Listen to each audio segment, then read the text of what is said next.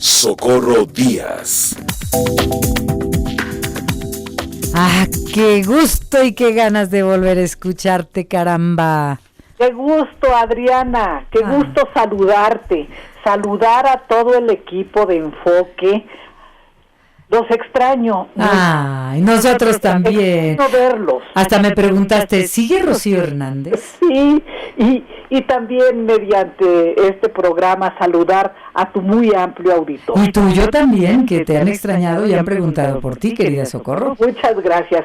Adriana, pues aquí estoy después de casi 5 meses. Ándale, casi un año sabático. Casi medio.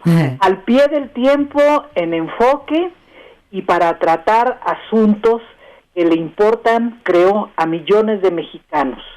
Por hoy no quiero tratar asuntos de escándalos políticos para distraer la atención. Hay temas urgentes e importantes. Y quiero tratar el primero, que es urgente. Tiene que ver con la necesidad de que el gobierno federal y los gobiernos estatales puedan atender ahora mismo los requerimientos de auxilio de los miles de damnificados que dejó el huracán Grace en Veracruz, 58 municipios afectados en Puebla y en Hidalgo. Hasta ayer en Veracruz había cerca de 500,000 de personas sin energía eléctrica, particularmente en la zona norte. Después de 5 días de que azotó el huracán, hay decenas de miles de mexicanos en Veracruz, Puebla e Hidalgo que no han recibido lo esencial: agua, comida, medicinas, ropa, y es urgente proporcionarlos. Y cabe precisar que el programa para la atención de emergencias para amenazas naturales no se activa después de que pasó el desastre. Se pone en marcha cuando los desastres se pueden prever, como es un huracán, antes, y se busca crear albergues y tener despensas y agua suficientes y a la mano para empezar a repartirlos en cuanto pasa el temporal o disminuye. Luego se activan los fondos para la reconstrucción de casas, servicios públicos, caminos, carreteras, hospitales y escuelas. Pero prevenir es la palabra clave en materia de protección civil. Yo hasta hoy no sé todavía de ningún centro de acopio que los gobiernos de Puebla o de Veracruz hayan abierto para recibir los donativos modestos o cuantiosos que muchos mexicanos de buena fe acostumbran a hacer en estas circunstancias. Pienso que la división, la pandemia y el espectáculo político no nos deben hacer olvidar que somos gente solidaria entre nosotros. Ante este panorama, me inquieta de manera particular la situación que están viviendo los mexicanos que habitan la Sierra Norte de Puebla. Es una zona indígena y de muy difícil acceso. Ahí, más que sobrevuelos de los políticos poderosos, se requiere, una vez que la tormenta pasa, que vuelen helicópteros de las Fuerzas Armadas con alimentos y medicinas y personal médico para atender a gente aislada y damnificada. Y si no pueden aterrizar, por lo menos que arrojen desde el aire las despensas que pueden llevar empacadas.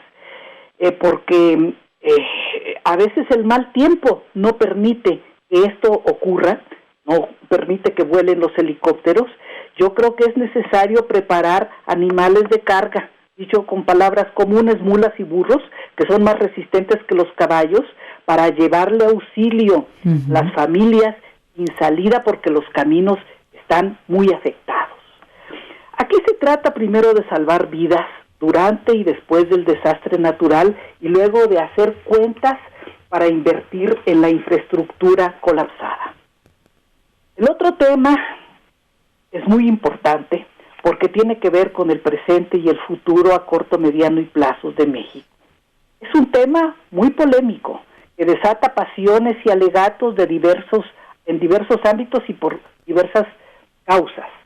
Es el que toca la reapertura de las escuelas en México, país que es uno de los pocos en el mundo que han mantenido a todo su sistema educativo, público y privado, clausurado, cerrado para efecto presencial a lo largo de 1 año y 5 meses. Soy partidaria de que los niños, adolescentes y jóvenes, pero particularmente los niños que muchas veces no entienden si no preguntan, regresen de inmediato a las escuelas. Lo he repetido en varios comentarios, lo dije el año pasado y en este, y me sostengo en la necesidad de que no se siga alentando la formación de una generación de analfabetas, de una generación perdida. En este tiempo oscuro que el destino nos reservó, y de acuerdo con el INEGI, han abandonado la escuela en el ciclo 2020-2021 5.200.000 alumnos, 2.300.000 a causa de la pandemia, el COVID-19, y 2.900.000 por falta de dinero y de recursos para estar en las clases a distancia. Y es que cabe repetir, y hay que repetirlo en todos los tonos, que en México abundan las personas que carecen no solo de computadoras, celulares e internet, sino que no tienen siquiera energía eléctrica en sus casas. ¿Cómo quieren que los niños y los jóvenes de esas familias pobres aprendan a distancia? Esa es la pregunta que he venido repitiendo. A mí me parece, lo digo otra vez, porque ya lo he sostenido, que deben regresar a la escuela presencial todos los alumnos a quienes sus padres o tutores se los permitan, y que el regreso debe ser gradual y cauteloso. Antenoche vi un reportaje de televisión sobre cómo están operando las escuelas que el gobierno de Coahuila decidió abrir ya esta semana. No se esperó hasta el próximo lunes. Lo están haciendo aplicando las medidas sanitarias básicas. Les toman la temperatura a los niños van con cubrebocas, guardan sana distancia y, muy importante, no asisten todos los alumnos al mismo tiempo. Se trata de un retorno alternado, como se ha dicho que va a ser a partir del próximo lunes en muchas entidades del país. En primaria, los lunes y los miércoles irán los niños cuyo apellido paterno empieza de la A a la M, y los martes y los jueves de la N a la Z, y los otros días serán clases a larga distancia, pero tienen la posibilidad, al menos 2 días a la semana, los niños chiquitos de primaria, de preguntarle a los maestros de manera directa las cosas que no entienden. Me parece que este es un tema realmente importante.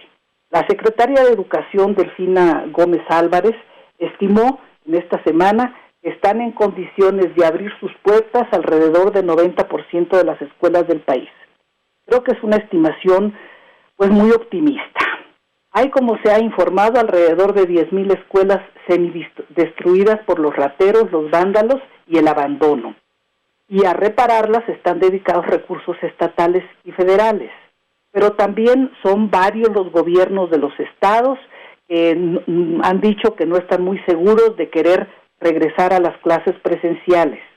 Y por otra parte, la CENTE ha dicho que no a las clases presenciales en la Ciudad de México, Chiapas, Oaxaca, Guerrero y Michoacán, que solo lo hará a distancia. Puede pensarse que en la Ciudad de México hay mayores recursos para que puedan hacerse estas clases a distancia porque hay mayor acceso a Internet. Pero un problema de política sindical y no de política sanitaria hará que los niños de los estados más pobres sigan con el atraso mayor en términos educativos. Yo estimo que si bien le va al país, el próximo lunes se estará reabriendo alrededor del 50% del sistema educativo público, y el otro porcentaje muy importante es el que configura el sistema educativo privado, que tendrá permiso para empezar a operar. También ha causado una gran controversia el hecho de que se haya anunciado que cuando haya algún niño contagiado o sospechoso de contagio, las escuelas no cerrarán por esta razón.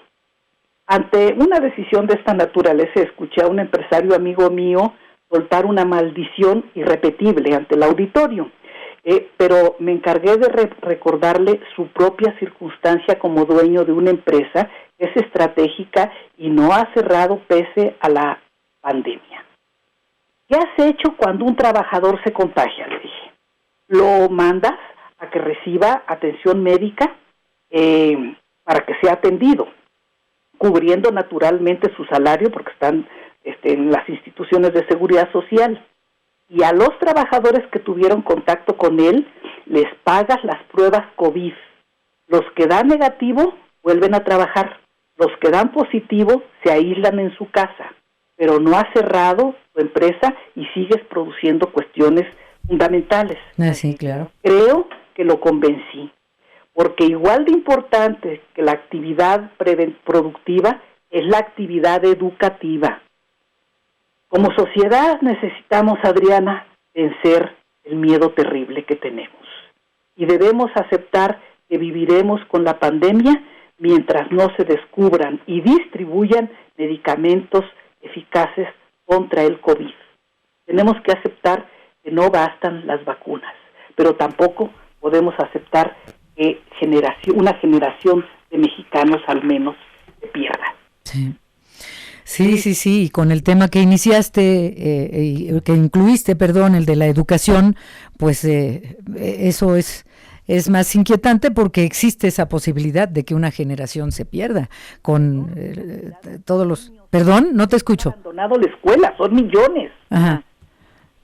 Sí, ¿quieres empezar a responder? Porque no había terminado de preguntarte y es importante escuchar tu respuesta de que no se pierde una generación y en las escuelas pues no estudiando, sobre todo como dices tú, en las comunidades donde no hay ni luz ni agua, pues están rezagados. Absolutamente, están aislados de la posibilidad de la educación a distancia. Es imposible que muchos niños tengan acceso. Como dije ya de un dato difundido por el INEGI, hay más de 5 millones de niños que han dejado de estar en la matrícula escolar, han dejado de estar como alumnos pues del sistema educativo, que tiene en total unos 30 millones de niños y jóvenes como integrantes del sistema educativo nacional.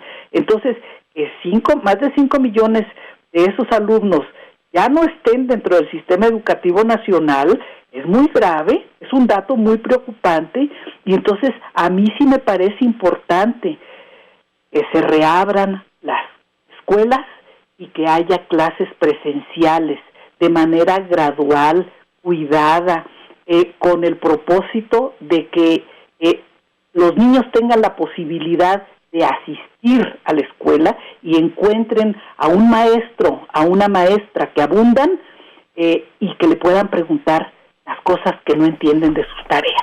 Claro, porque en muchos de los casos tampoco están sus padres porque tienen que ir a trabajar. Y fíjate que lo que tú estás comentando ahora, Socorro Díaz, también la Organización Mundial de la Salud y UNICEF están pidiendo a los gobiernos que abran las escuelas para los niños, para que puedan asistir, y que se ha constatado que los colegios no han sido entornos propagadores de coronavirus.